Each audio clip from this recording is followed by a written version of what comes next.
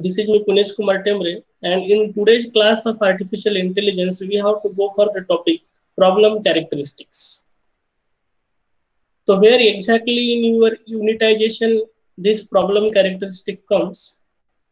So as we have earlier studied, your unit number 1 is divided into two halves, and into second half, which is titled by basics of problem solving, into that we have to study the topic problem characteristics. इसका मतलब हम unit number 1 के second half में problem characteristics को पढ़ रहे हैं। तो एग्जैक्टली प्रॉब्लम कैरेक्टरिस्टिक्स है क्या और प्रॉब्लम कैरेक्टरिस्टिक्स पढ़ना जरूरी क्यों है? तो हम स्टडी कर रहे हैं प्रॉब्लम सॉल्विंग, और प्रॉब्लम सॉल्विंग में हमने स्टडी किया था कि जब कभी भी आर्टिफिशियल इंटेलिजेंस में किसी प्रॉब्लम को सॉल्व करना है तो सबसे पहले वो पर्टिकुलर प्रॉब्लम को हमको डिफाइन करते आना चाहिए, और डिफाइन करते वक्त स्टेट स्पेस में कैसे हम उसको डिफाइन करते हैं और फिर सर्च प्रोसेस अप्लाई करके उस पर्टिकुलर प्रॉब्लम को कैसे सॉल्व करते हैं, that we have already studied. और आज की क्लास में हमें स्टडी करना है कि before building any AI system, अगर उस पर्टिकुलर प्रॉब्लम को अगर हम कैरेक्टराइज करा पा रहे तो on the basis of those characterization AI system बनाना काफी आसान रहेगा। क्यों? क्योंकि अगर कोई प्रॉब्लम को अगर आपको सॉल्व करना है तो वो प्रॉब्लम का नेचर पता होना जरूरी है। तो प्रॉब्लम का नेचर यानी क्या? प्रॉब्लम की कैरेक्टरिस्टिक्स। अगर हमारे पास कोई प्रॉब्लम दिया है तो on the basis of characterization उस पर्टिकुलर प्रॉब्लम को हम किस तरीके से डिवाइड कर सकते हैं, and on the basis of those characterization उस पर्टिकुलर प्रॉब्लम को हम आसानी से कैसे सॉल्व कर सकते हैं, that we have to study in today's class. तो बेसिकली हमारे प्रॉब्लम कैरेक्टरिस्टिक में 7 पार्ट में डिवाइडेड है, and we have all 7 characteristics one by one. पहला कैरेक्टरिस्टिक्स है इज द प्रॉब्लम डिकम्पोजिबल। आगे चल के सातों कैरेक्टरिस्टिक्स हम इन डेप्थ पढ़ने वाले हैं। तो अभी पहले देख लेते हैं कि 7 कैरेक्टरिस्टिक्स कौन से है। पहला है इज द प्रॉब्लम डिकम्पोजिबल। सेकंड है can solution steps be ignored और अनडन। थर्ड है the universe is predictable. Fourth, is a good solution absolute or relative? Fifth one, is the solution a state or a path? Sixth one, what is the role of knowledge? And seventh one, does the task require human interaction or not? तो कोई भी problem अगर दिया है हमको तो उस problem को भी 7 क्वेश्चन के बेसिस पे डिवाइड करेंगे, और डिवाइड करने के बाद उस प्रॉब्लम के कैरेक्टरिस्टिक्स आइडेंटिफाई करेंगे। तो पहला कैरेक्टरिस्टिक्स है इज द प्रॉब्लम डिकम्पोजिबल। अब इज द प्रॉब्लम डिकम्पोजिबल इसका मतलब क्या है? Can problem be broken down into smaller problems to be solved independently. तो जनरली क्या है कि अगर आपके पास कोई प्रॉब्लम दिया है तो क्या आप उस प्रॉब्लम को डिकम्पोज कर सकते हो क्या सब प्रॉब्लम्स में, और हर सब प्रॉब्लम को आप इंडिविजुअली सॉल्व कर सकते हो क्या?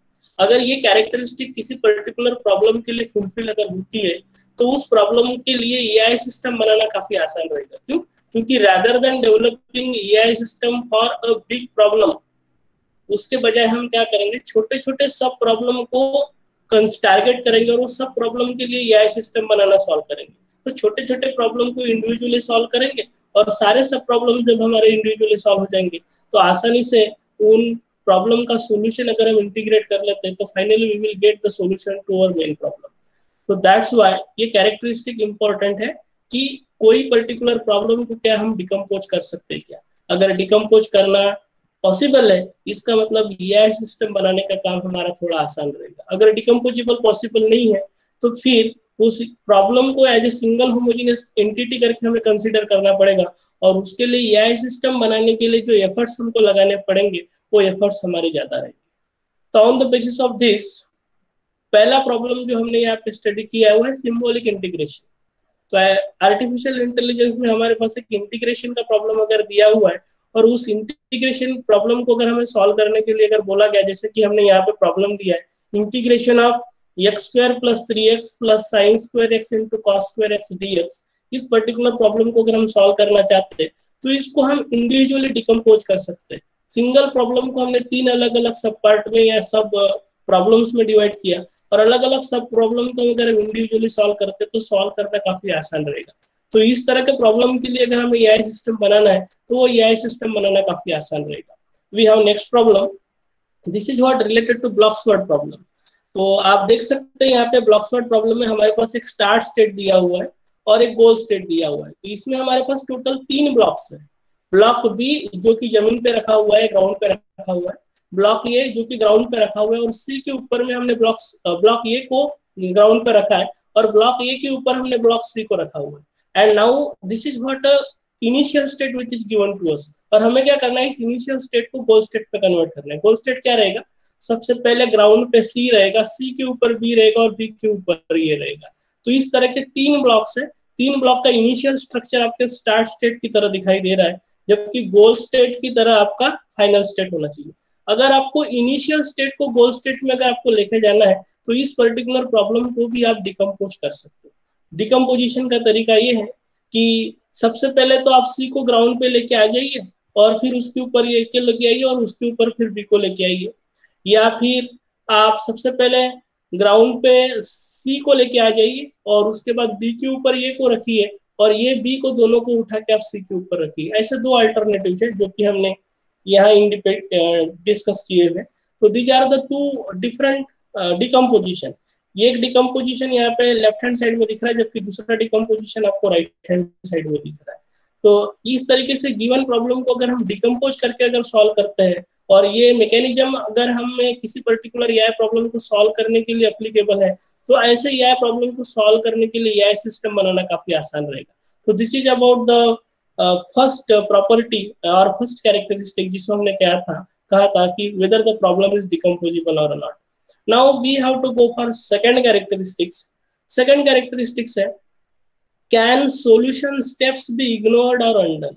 इसका मतलब ये है कि अगर हमारे पास कोई एआई प्रॉब्लम अगर दिया है और उस एआई प्रॉब्लम को सॉल्व करना हमने स्टार्ट किया, तो एआई प्रॉब्लम को सॉल्व करते वक्त उस पर्टिकुलर प्रॉब्लम सॉल्विंग के कुछ स्टेप्स ऐसे हैं क्या कि जिनको आप इग्नोर कर सकते हैं, या फिर अगर आपने कुछ स्टेप्स परफॉर्म अगर किए हैं तो आप उनको अंडू कर सकते हैं क्या? क्यों? क्योंकि आपको पता चल रहा है कि आप रॉन्ग डायरेक्शन में जा रहे हैं, तो so that what you have to do, आपने जो कुछ भी किया उसको अंडन करना है और अंडन करके आपको किसी नेक्स्ट डायरेक्शन में जाना है। तो किसी प्रॉब्लम का नेचर अगर इस तरह का है कि उस प्रॉब्लम को सॉल्व करने के लिए आप कुछ स्टेप्स को इग्नोर कर सकते हो और अंडू कर सकते हो, तो ऐसे प्रॉब्लम को सॉल्व करने के लिए एआई सिस्टम बनाने के लिए आपको थोड़ी सी सहूलियत मिलेगी। सहूलियत मिलेंगी यानी कंस्ट्रेंट उतने हाई नहीं रहेंगे। क्यों? क्योंकि इग्नोर और अंडन मैकेनिज्म इज पॉसिबल। बट कुछ प्रॉब्लम ऐसे हो सकते हैं कि जिस प्रॉब्लम को ये सॉल्व अगर करना है तो आप कोई स्टेप को स्किप नहीं कर सकते, या फिर कोई मूव अगर आपने परफॉर्म कर दिया तो उसको अंडू नहीं कर सकते। इस तरह के रेस्ट्रिक्शंस अगर आपके पास है और उस पर्टिकुलर प्रॉब्लम के लिए अगर आपको एआई सिस्टम डिजाइन करना है, तो ऐसे डिजाइनिंग के वक्त you have to be very careful. बहुत ज्यादा केयर के साथ हमको काम करना पड़ेगा। जब कभी भी हम कोई मूव परफॉर्म करेंगे तो हमको 10 बार सोचना पड़ेगा। तो काफी केयर या काफी इंटेंसिव तरीके से हमें एआई सिस्टम वहां पे बिल्टअप करना पड़ेगा।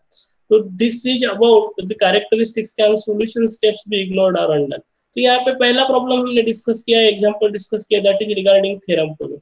तो थ्योरम प्रूविंग में क्या है कि आपको एक लेमा दिया है और वो प्रूव करना है। तो प्रूव करते वक्त जनरली क्या है कि थ्योरम प्रूविंग में काफी सारे स्टेप्स हम अनडू कर सकते हैं, या काफी सारे स्टेप्स ऐसे होते हैं जिनको हम इग्नोर कर सकते हैं। तो यहाँ पे स्टेप्स कैन बी इग्नोर्ड। तो थ्योरम प्रूविंग के लिए अगर आपको एआई सिस्टम बनाना है तो ये एआई सिस्टम बनाते वक्त आपको उतना ज्यादा इंटेंसिव या केयरफुल रहने की जरूरत नहीं है। लेकिन अगर कोई प्रॉब्लम ऐसा है कि जहाँ पे स्टेप्स आप अनडू नहीं कर सकते, तो you have to be very careful. तो here we have next problem, it is eight puzzle problem. तो येट पजल प्रॉब्लम में आप देख सकते हैं कि हमारे पास टोटल 3x3 का एक टाइल का पैटर्न दिया हुआ है और इस पर्टिकुलर पैटर्न में 8 टाइल्स हमारे पास में, जबकि 9th वाला ब्लैंक है। और इनिशियल सिचुएशन ऐसा दिया है कि 2 8 3 1 6 4 और 7 ब्लैंक एंड 5 इस तरह का स्ट्रक्चर है। और इस स्ट्रक्चर को आपको राइट हैंड साइड में जो स्ट्रक्चर दिया है, दैट इज 1 2 3 4 5 6 7 8, इस तरह का स्ट्रक्चर में अगर कन्वर्ट करना है तो आपको क्या दिख रहा है यहाँ पे कि एक पोर्शन जो है वो ब्लैंक है। तो वो ब्लैंक वाले पोर्शन में आप इस टाइल को लेफ्ट, यानी 5 को आप लेफ्ट में मूव कर सकते हैं, या 6 को आप डाउन में मूव कर सकते हैं, या 7 को आप राइट में मूव कर सकते हैं। तो जो वाला ब्लैंक टाइल रहेगा उसका फुलफिल करने के लिए आप कोई भी एक मूवमेंट परफॉर्म कर सकते हैं। वो मूवमेंट हमेशा हॉरिजॉन्टल या वर्टिकली हो सकता है। तो इस पर्टिकुलर पैटर्न को, यानी this is what given, left hand side में जो भी दिया, this is what your initial state, और इस इनिशियल स्टेट को अगर आपको गोल स्टेट में कन्वर्ट करना है तो इस तरह के प्रॉब्लम के लिए, प्रॉब्लम सॉल्विंग के लिए अगर कोई एआई सिस्टम अगर आप बनाते हैं तो एआई सिस्टम बनाते वक्त यहाँ पे आप काफी सारे स्टेप्स ऐसे हो सकते हैं जिनको आप अंडू कर सकते हैं और अंडू करके आप बैक ट्रैक कर सकते हैं। तो देयरफॉर इस पर्टिकुलर प्रॉब्लम के लिए फिर से एआई सिस्टम बनाना ज्यादा दिक्कत वाली बात नहीं रहेगी। क्यों? क्योंकि आप किसी पर्टिकुलर स्टेप को रिकवर भी कर सकते हैं और किसी पर्टिकुलर स्टेप को अंडू भी कर सकते हैं, किसी पर्टिकुलर स्टेप को इग्नोर भी कर सकते हैं। नेक्स्ट थर्ड प्रॉब्लम हमारे पास है, this is what playing chess. तो चेस प्लेइंग के लिए अगर हम लोग को प्रोग्राम बनाना है, तो चेस प्लेइंग के लिए प्रोग्राम बनाते वक्त अगर आपने कोई मूव परफॉर्म कर दिया तो बाद में आप उसको रिवर्ट नहीं कर सकते, तो move can not be retracted. तो that's why this particular problem is a irrecoverable problem. तो हमने जैसे 3 प्रॉब्लम्स यहाँ पे डिस्कस किए थे। पहला प्रॉब्लम था हमारा theorem proving, this was ignorable problem. क्यों? क्योंकि steps can be ignored. Second problem देखा था 8 puzzle problem, this is what recoverable, यहाँ पे हम स्टेट्स को रिकवर कर सकते हैं। थर्ड देखा हमने प्लेइंग चेस, चेस प्लेइंग, यहाँ पे अगर आपने एक बार मूव परफॉर्म कर दिया तो आप फिर बैक नहीं आ सकते। तो this is what irrecoverable problem. तो इररिकवरेबल प्रॉब्लम के लिए अगर आप एआई सिस्टम बना रहे हैं तो you have to be very careful. So this is what a summarization. Ignorable problems can be solved using a simple control structure that never backtracks, whereas recoverable problems can be solved using backtracking. क्यों? क्योंकि वहाँ पे हम steps को undo कर सकते हैं। Irrecoverable problems can be solved by recoverable style method via planning. तो आपको irrecoverable problem को solve करने के लिए पहले ही प्लान करना पड़ेगा और प्लानिंग के हिसाब से धीरे धीरे with full strategy you have to move forward. So therefore you have to be very careful. So this was about the second characteristics जिसे हम कहे थे can solution steps be ignored or undone. Now here we have third characteristics and it is about is the universe predictable. तो अभी समझ लेते हैं कि is the universe predictable का मतलब क्या है। इज द यूनिवर्स प्रेडिक्टेबल का मतलब है कि जब कभी भी कोई पर्टिकुलर प्रॉब्लम अगर हम सॉल्व कर रहे हैं तो सॉल्व करते वक्त ये एक मूव अगर हमने परफॉर्म किया तो after performing that particular move हमें पता होना चाहिए कि एग्जैक्टली क्या होना चाहिए। Therefore here we have written every time we make a move and we must know that exactly what will happen. अगर हमने कोई मूव परफॉर्म किया है तो वो मूव परफॉर्म करने के बाद एग्जैक्टली क्या होने वाला है ये अगर हमें पता है तो उस पर्टिकुलर प्रॉब्लम को हम कह सकते हैं कि उस पर्टिकुलर प्रॉब्लम का यूनिवर्स प्रेडिक्टेबल है। जैसे कि यहाँ पे एग्जांपल के तौर पे हमने लिया है the 8 puzzle problem. 8 puzzle problem अभी हमने समझा था कि 3x3 का यानी टोटल 9 टाइल्स रहेंगी और टाइल्स को ब्लैंक टाइल्स की पोजीशन फुलफिल करना है। कोई तो भी एक रैंडम इनिशियल स्टेट आपको दिया रहेगा जिसको कि एक स्पेसिफिक गोल स्टेट में आपको लेके जाना है। तो इस तरह के प्रॉब्लम को अगर आपको सॉल्व करना है तो सॉल्व करते वक्त क्या करोगे, आप कोई ना कोई एक मूव परफॉर्म करोगे। जैसे कि अभी हम यहाँ समझ ही लेते हैं इस चीज को कि जैसे ये अगर आपके पास इनिशियल स्टेट दिया हुआ है, this is what 8 puzzle problem, और इस इनिशियल स्टेट से गोल स्टेट में जाते वक्त अगर पहला मूव अगर परफॉर्म कर रहा हूं मैं कि 6 को अगर मैं नीचे लेके आ रहा हूँ तो 6 को अगर हम डाउनवर्ड लेके आएंगे तो अल्टीमेटली क्या होने वाला है हमें पता है।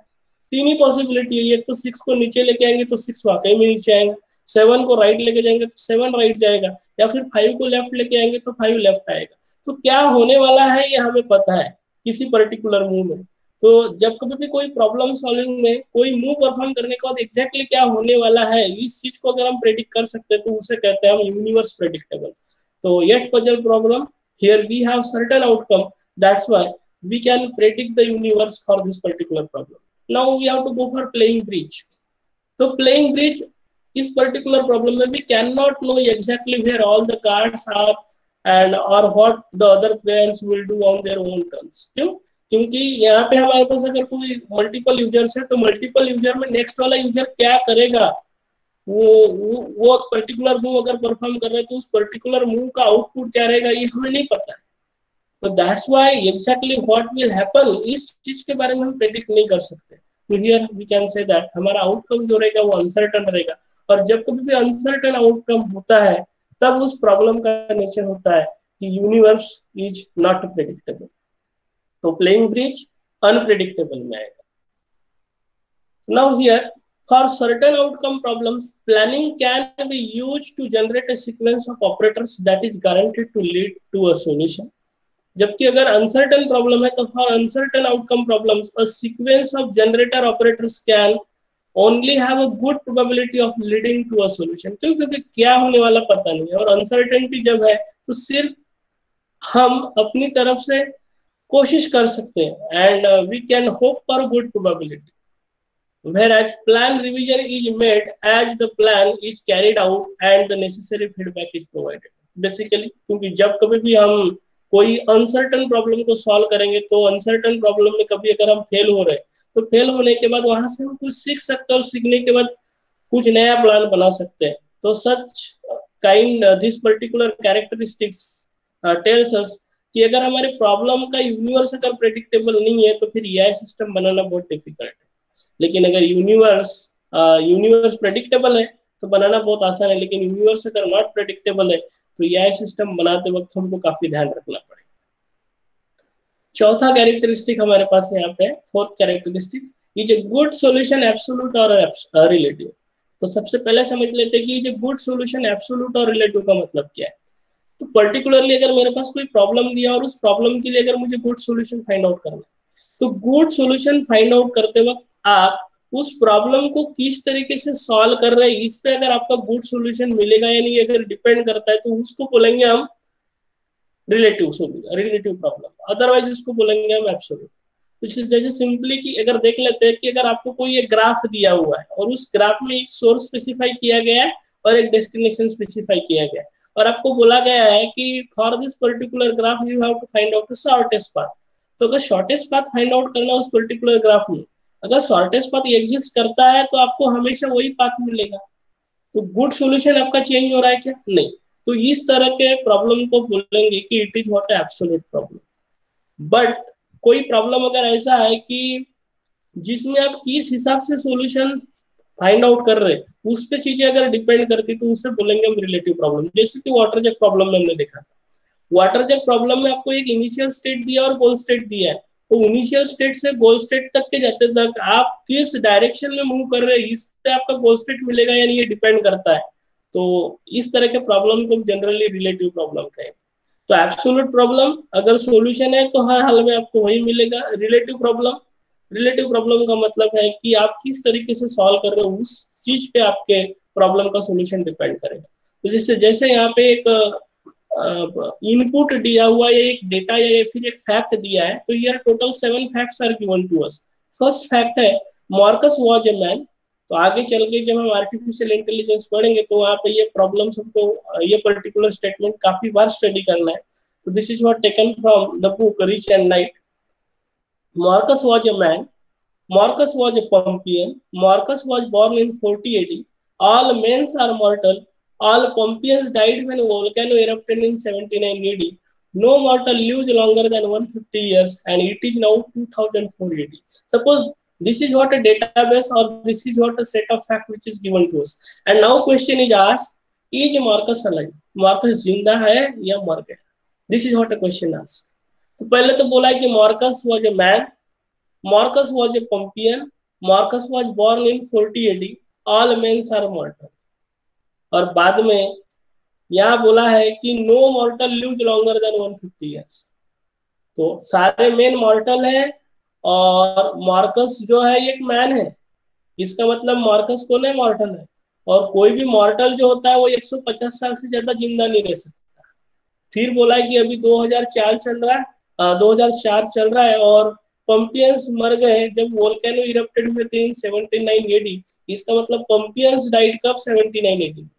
और मार्कस कौन है? पंपियन भी है। तो मार्कस पंपियन है, इसका मतलब मार्कस जो है वो डाई हो गया कब? 79 एडी में। और अभी जो है ये 2004 है और मार्कस का बॉर्न टाइम हमको दिया है। तो कहीं ना कहीं हमारे पास इस पर्टिकुलर प्रॉब्लम को सॉल्व करने के दो तरीके हैं। पहला तो इस पर्टिकुलर प्रॉब्लम में हम फाइंड आउट कर सकते हैं कि मार्कस पैदा कब हुआ था। कब पैदा हुआ था? 40 एडी में। और अभी कितना है? 2004।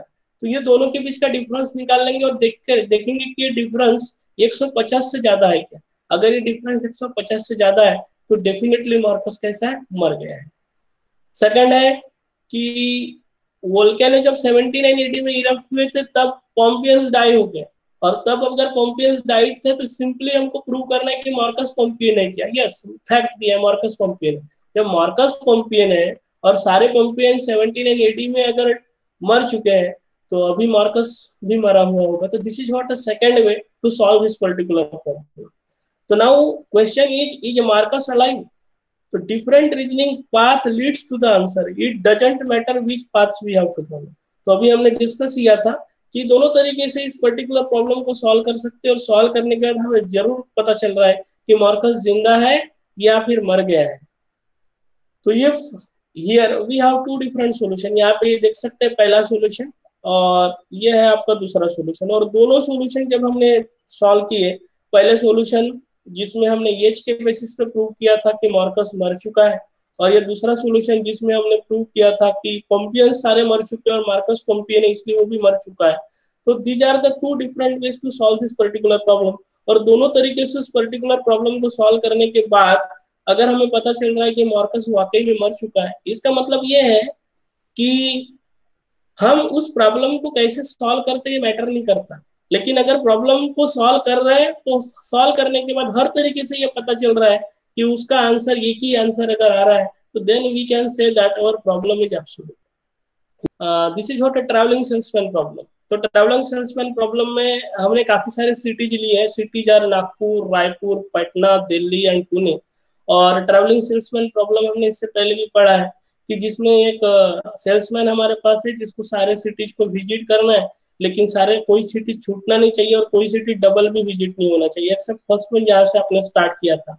और उस पर्टिकुलर सेल्समैन ने जो भी पाथ ट्रेवल किया था उसकी कॉस्ट जो है वो ऑप्टिमल होनी चाहिए। इस तरह नेचर है ट्रैवलिंग सेल्समैन प्रॉब्लम का। तो इस पर्टिकुलर प्रॉब्लम को आप सॉल्व किसी भी तरीके से करो, अगर कोई ऑप्टिमल सॉल्यूशन अगर रहता है तो ऑप्टिमल सॉल्यूशन आपको मिल रही है। तो देयरफॉर ट्रैवलिंग सेल्समैन प्रॉब्लम के लिए भी आपकी जो कैटेगरी आएगी तो वो कैटेगरी जो रहेगी वो फिर से आपका एब्सोल्यूट कैटेगरी रहेगा। तो on the basis of this particular characteristic number 4 हमारे प्रॉब्लम्स को हम दो पाथ कैटेगरी में डिवाइड कर सकते हैं, any path problem and best path problem. तो एनी पाथ प्रॉब्लम जो रहेंगे वो रिलेटिव कैटेगरी में जाएंगे, क्यों? क्योंकि आप कैसे सॉल्व कर रहे हो उस पर डिपेंड करेगा। लेकिन बेस्ट पाथ फाइंड आउट करने के लिए अगर आपको प्रॉब्लम सॉल्व करना है तो कैसे भी सॉल्व करो आपको बेस्ट पाथ तो वही मिल रहा है, बेस्ट पाथ बेस्ट वाला ही मिलेगा। तो therefore this is what absolute category problem. तो finding any path, this is what a relative nature, and finding the best path, this is what a absolute solution। तो जनरली अगर आपको कोई problem दिया और फिर प्रॉब्लम का नेचर अगर एनी पाथ वाला नेचर अगर है तो फिर उस पर्टिकुलर प्रॉब्लम को सॉल्व करने के लिए यह सिस्टम अगर आप बनाते हैं तो फिर उस प्रॉब्लम को सॉल्व करते वक्त क्या स्ट्रेटेजी अप्लाई आप कर रहे हैं, किस तरह के ह्यूरिस्टिक फंक्शंस आप यूज कर रहे हैं, डिपेंडिंग अपॉन दैट आपका फाइनल आउटकम डिपेंड करेगा। बट वेयर एज अगर आपके प्रॉब्लम का नेचर ही एब्सोल्यूट है और उसके लिए अगर आपने एआई सिस्टम बनाए तो आप किस तरीके से उस पर्टिकुलर प्रॉब्लम को सॉल्व कर रहे हैं ये ज्यादा मैटर नहीं करेगा। बट अगर आपने सही तरीके से प्रॉब्लम को सॉल्व किया तो हर हाल में आपको आंसर ऑप्टिमली मिल रहा है।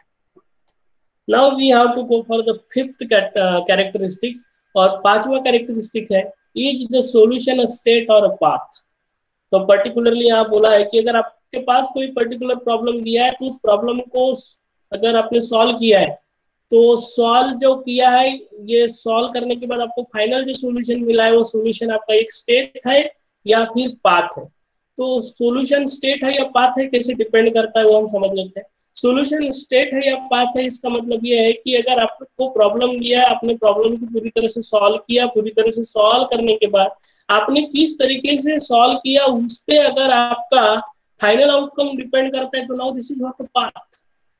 लेकिन आपने किस तरीके से सॉल्व किया उससे कोई फर्क नहीं पड़ रहा है, आपका रिजल्टेंट आंसर हमेशा फाइनल आंसर जो चाहिए था वही अगर हर हाल में मिल रहा है तो this is what called as state. तो this is about whether the solution is state और पाथ। तो जैसे यहाँ पे एग्जांपल दिया है फाइंडिंग अ कंसिस्टेंट इंटरप्रिटेशन के बारे में। The bank president at a dish of pasta salad with the fork. ये एक नेचुरल लैंग्वेज का हमने सेंटेंस लिया है और नेचुरल लैंग्वेज के सेंटेंस को अगर हमने प्रोसेस किया है तो प्रोसेस करते वक्त आप किस तरीके से प्रोसेस कर रहे हो उस पर अगर आपका फाइनल आउटकम डिपेंड करता है तो now this is what a solution which can be treated as a path. Whereas आप किस तरीके से इस पर्टिकुलर प्रॉब्लम को सॉल्व करते हो उस पर कुछ भी डिपेंड नहीं करता, लेकिन आपका फाइनल आउटकम हर हाल में सेम रहता है। तो now this is what called as the solution is a state. तो जैसे वाटर जग प्रॉब्लम, आपने प्रॉब्लम को सॉल्व किया था तो उस पर्टिकुलर प्रॉब्लम का फाइनल आउटकम आपके पाथ पे डिपेंड करता था, तो therefore this was a path. जबकि अगर हम प्रीवियस प्रॉब्लम की बात करते हैं फाइंडिंग अ कंसिस्टेंट इंटरप्रिटेशन, ये आपको स्टेटमेंट दिया और उस स्टेटमेंट का फाइनल अगर मीनिंग अगर आप निकाल और फाइनल मीनिंग अगर आपका सेम निकल रहा है तो this is what the solution is a state not a path. Getting it? तो आपको सिंपली इतना समझना है फिफ्थ कैटेगरी कैरेक्टरिस्टिक के अंदर कि प्रॉब्लम अगर आप सॉल्व कर रहे हो, सॉल्व करते हो किस तरीके से सॉल्व कर रहे हो उस पर फाइनल आउटपुट अगर डिपेंड करता है तो फिर उसको बोलेंगे it is solution is a path. लेकिन फाइनल आउटपुट आउटपुट अगर आपके सॉल्यूशन डिराइव करने के स्ट्रेटेजी पे अगर डिपेंड नहीं कर रहा है तो this is what called as a state. Now sixth characteristic, what is the role of knowledge. तो पर्टिकुलरली ये कैरेक्टरिस्टिक के भीतर हम आइडेंटिफाई करते हैं कि अगर हमारे पास कोई यह प्रॉब्लम दिया है और उस यह प्रॉब्लम को अगर हम सॉल्व करें तो सॉल्व करते वक्त उस पर्टिकुलर प्रॉब्लम को सॉल्व करने के लिए नॉलेज रिक्वायरमेंट क्या है, आपको किस डिग्री का नॉलेज लग रहा है, हेवी नॉलेज लग रहा है या फिर थोड़ा सा कम नॉलेज रह गया तो भी काम चल जाएगा। On the basis of this parameter this characteristic is there. जैसे एग्जांपल लिया है प्लेइंग चेस, तो प्लेइंग चेस के लिए knowledge is important only to constraint the search for a solution. इसका मतलब प्लेइंग चेस, चेस प्लेइंग के लिए अगर हम कोई एआई प्रोग्राम बनाते हैं तो आपको क्या करना पड़ेगा, चेस प्लेइंग के लिए अगर आप कोई एआई प्रोग्राम बनाते हैं तो उसमें आपको सिर्फ चेस के रूल्स जो भी होंगे वो रूल्स का डेटाबेस बनाना पड़ेगा। तो ओनली दो rule base is comprising to the knowledge base of that particular problem. जितना भी जैसे मान के चलो कि चेस प्ले करने के लिए जितने भी पॉसिबल रूल्स बनते हैं, मान के चलो अमाउंट ऑफ रूल है 20,000, 20,000 नहीं आप मान के चलो 100 सिंपलिसिटी के लिए, तो 100 रूल का डेटाबेस ही यहाँ पे मेरा नॉलेज बेस रहेगा। लेकिन सेकंड एग्जांपल की अगर हम बात करें रीडिंग ए न्यूज़पेपर, तो न्यूज़पेपर रीड करना और न्यूज़पेपर रीड करने के बाद में उसको अंडरस्टैंड करना, तो रीडिंग न्यूज़पेपर के लिए आपको काफी चीजें, ओनली सिर्फ वोकैबुलरी पता रह के काम नहीं चलेगा, वोकैबुलरी के साथ में अंडरस्टैंडिंग होना चाहिए। तो देयरफॉर रीडिंग न्यूज़पेपर और प्लेइंग चेस, ये दोनों एग्जांपल को अगर हम कंपेयर करते हैं तो नॉलेज रिक्वायरमेंट की जरूरत ज्यादा कहाँ पे है, रीडिंग न्यूज़पेपर। Getting it? क्यों? क्योंकि आपको ओनली पढ़ते ही नहीं आना चाहिए, पढ़ते आने के बाद में उनको समझते आना चाहिए, और आप जिस पर्टिकुलर डोमेन से रिलेटेड न्यूज पढ़ रहे हो वो डोमेन के बारे में भी आपके पास जानकारी होना चाहिए। जैसे कि हमने यहाँ पे एग्जांपल दिया है कि क्रिकेट न्यूज अगर आप पढ़ रहे हो तो आपके पास प्लेयर्स के बारे में जानकारी होना चाहिए। अगर आप उस गेम के बारे में नहीं जानते हो और उससे रिलेटेड अगर कुछ मटेरियल पढ़ रहे हो तो आप सिर्फ पढ़ पाओगे लेकिन अंडरस्टैंडिंग नहीं देगा। तो देयरफॉर सिक्स कैरेक्टरिस्टिक बोलता है कि जब कभी भी कोई एआई प्रॉब्लम अगर आप सॉल्व कर रहे हो तो उस एआई प्रॉब्लम के लिए किस अमाउंट के नॉलेज बेस की जरूरत है, this parameter is also taken into the consideration while designing an AI system. Now हमारा लास्ट प्रॉब्लम है, does the task require human interaction और नॉट। इसका मतलब ये है कि अभी हमारे पास एक प्रॉब्लम दिया और उस पर्टिकुलर प्रॉब्लम को सॉल्व करने के लिए हमने एआई सिस्टम बनाया, तो एआई सिस्टम बनाते वक्त डेफिनेटली ह्यूमन बीइंग और एआई सिस्टम के बीच में इंटरेक्शन तो रहेगा ही रहेगा, क्योंकि जब तक के ह्यूमन बीइंग अपना प्रॉब्लम एआई सिस्टम को बताएगा नहीं तब तक एआई सिस्टम उस प्रॉब्लम को समझेगा नहीं और सॉल्विंग स्टार्ट भी नहीं करेगा। बट बात ऐसी है कि एक बार अगर आपने अपना प्रॉब्लम एआई सिस्टम के साथ डिस्कस कर दिया तो now role of AI system will get start.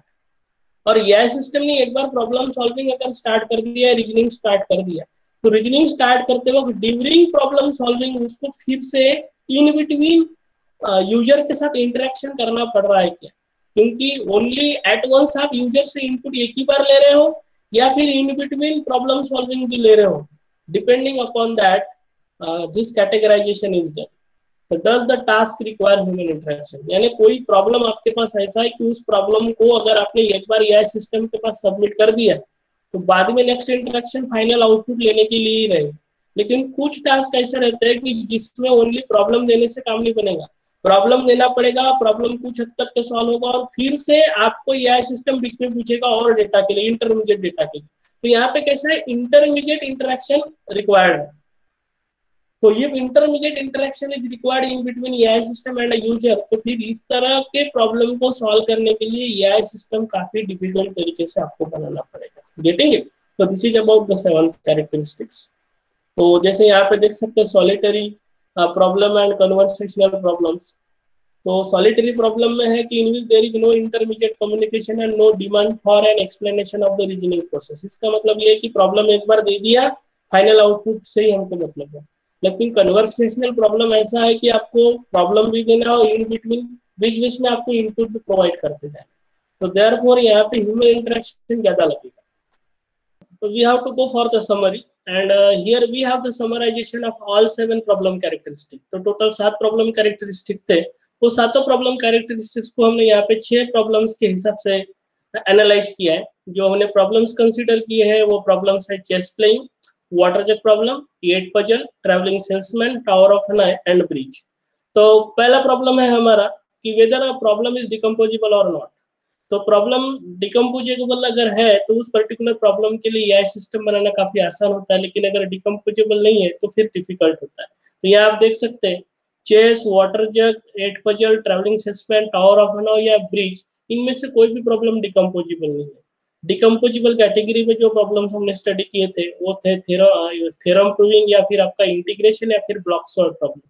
तो ऐसे प्रॉब्लम्स के लिए यह सिस्टम बनाना है तो उसके लिए एफर्ट्स आपके कम लगेंगे, जबकि chess, water jug, 8 puzzle, travelling salesman, tower of an या ब्रिज के लिए अगर आप यह सिस्टम बनाते हैं तो यह सिस्टम काफी कॉम्प्लेक्स बनेगा. क्यों? क्योंकि प्रॉब्लम्स आपके डिकम्पोजिंग हो सकते हैं. सेकंड कैरेक्टरिस्टिक्स है इग्नोर्ड और अंडर. क्या आप सॉल्यूशन स्टेप्स को इग्नोर या अंडू कर सकते हैं क्या? तो आप यहाँ पे देख सकते हैं कि चेस प्लेइंग के लिए कोई भी स्टेप को आप अंडू नहीं कर सकते, या फिर ब्रिज के लिए कोई भी स्टेप को आप अंडू नहीं कर सकते. But water jug problem, 8 puzzle problem, travelling salesman problem या टावर ऑफ एन सॉल्व करते हो आप कुछ स्टेप को अंडू कर सकते हैं, यानी कोई स्टेप अगर आपने परफॉर्म किया है तो उसको आप रिवर्ट कर सकते हैं. थर्ड प्रॉब्लम कैरेक्टरिस्टिक्स है यूनिवर्स प्रेडिक्टेबल. क्या हमारे प्रॉब्लम का यूनिवर्स प्रेडिक्टेबल है क्या? यूनिवर्स प्रेडिक्टेबिलिटी का मतलब यह है कि सपोज अगर कोई यूजर कोई मूव परफॉर्म कर रहा है तो उस पर्टिकुलर मूव का आउटपुट सर्टन रहेगा या अनसर्टन रहेगा. तो इसमें हमने देखा था 8 पजल प्रॉब्लम में यूनिवर्स प्रेडिक्टेबल पॉसिबल था, बट ब्रिज में यूनिवर्स प्रेडिक्टेबल पॉसिबल नहीं था. तो here for chess, water jug problem, 8 puzzle, travelling salesman problem and tower of an problem, outcome will be certain, और सर्टन आउटकम के basis पे हम बोल सकते हैं कि यूनिवर्स जो रहेगा वो प्रेडिक्टेबल रहेगा. नेक्स्ट कैरेक्टरिस्टिक है कि आपका प्रॉब्लम एब्सोल्यूट है या रिलेटिव है. एब्सोल्यूट है या रिलेटिव है, इसके लिए हमने बोला था कि प्रॉब्लम का नेचर एनी पाथ है या बेस्ट पाथ है. बेस्ट पाथ प्रॉब्लम अगर होगा तो नेचर हमेशा आपका एब्सोल्यूट रहेगा, लेकिन रिलेटिव नेचर अगर है, यानी एनी पाथ नेचर अगर है, तो आपका प्रॉब्लम जो रहेगा वो रिलेटिव रहेगा. तो chess playing, water jug, 8 puzzle, ये तीनों प्रॉब्लम्स आपके एनी पाथ नेचर में आते हैं, यानी कैटेगराइजेशन कौन सा रहेगा? रिलेटिव. जबकि ट्रैवलिंग सेल्समैन प्रॉब्लम में आपको ऑप्टिमल सॉल्यूशन ढूंढ के निकालना है, that's why there will be the best path.